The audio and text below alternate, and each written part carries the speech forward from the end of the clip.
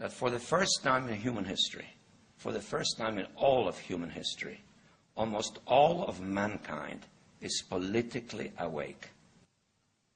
And these new and old major powers face still yet another novel reality, in some respects unprecedented.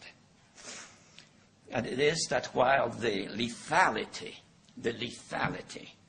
of their power is greater than ever, their capacity to impose control over the politically awakened masses of the world is at a historical low. I once put it rather pungently, and I was flattered that the British Foreign Secretary repeated this, as follows. Namely, in earlier times, it was easier to control 1 million people, literally. It was easier to control 1 million people than physically to kill 1 million people.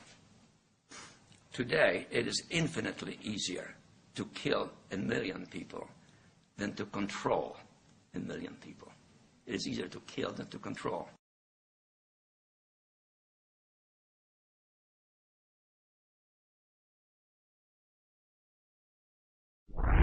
What are you after? Power. What do you think is power? Whips, guns, money? You can't turn men into slaves unless you break their spirit, kill their capacity to think and act on their own. Tie them together, teach them to conform, to unite, to agree, to obey. That makes one neck ready for one leash. They had all this on the shelf somewhere. Ideas of things they would like to do. And they got 9/11 and they said, it's our chance. Go for it. The Patriot Act basically is superseding the Constitution. The U.S. military is making plans for a major outbreak of swine flu.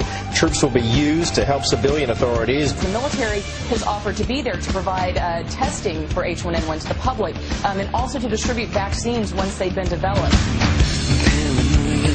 Is in bloom, transmissions will resume. I try to keep us all down and hope that we will never see the truth around.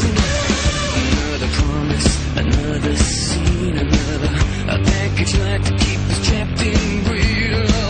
A green belts wrapped around our minds, and endless red tape to keep the truth confined. Go back to bed, America. Your government has figured out how it all transpired. Go back to bed, America. Your government is in control again.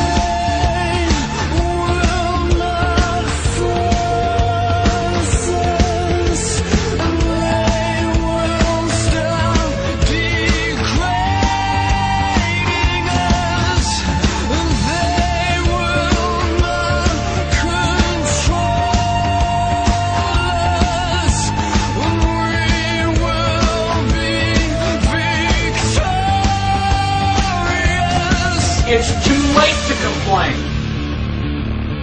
You should have complained at the beginning, when you at least had a chance.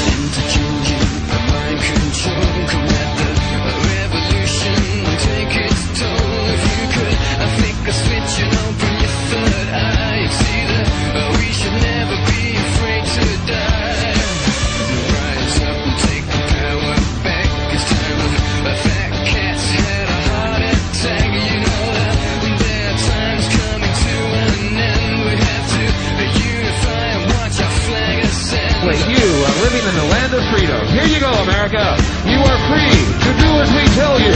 You are free to do as we tell you.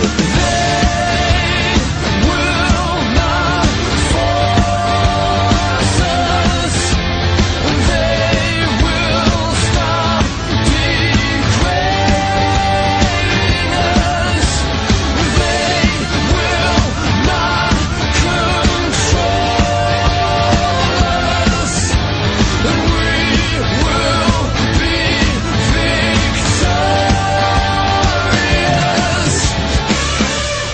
Is asked, the question, is it safe? Expediency asks, the question, is it politics? Vanity asks, the question, is it popular? But conscience asks, the question, is it right? And there comes a time when one must take a position that is neither safe, nor politic, nor popular, but he must do it because conscience tells him it is right. There's a time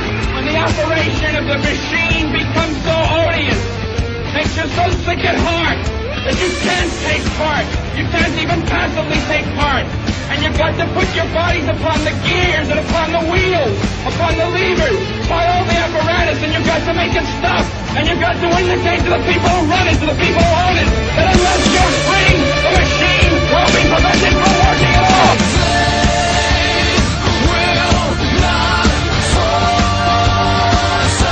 I want you to get back.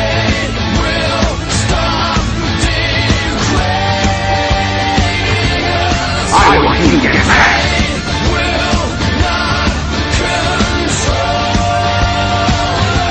I want you to get back.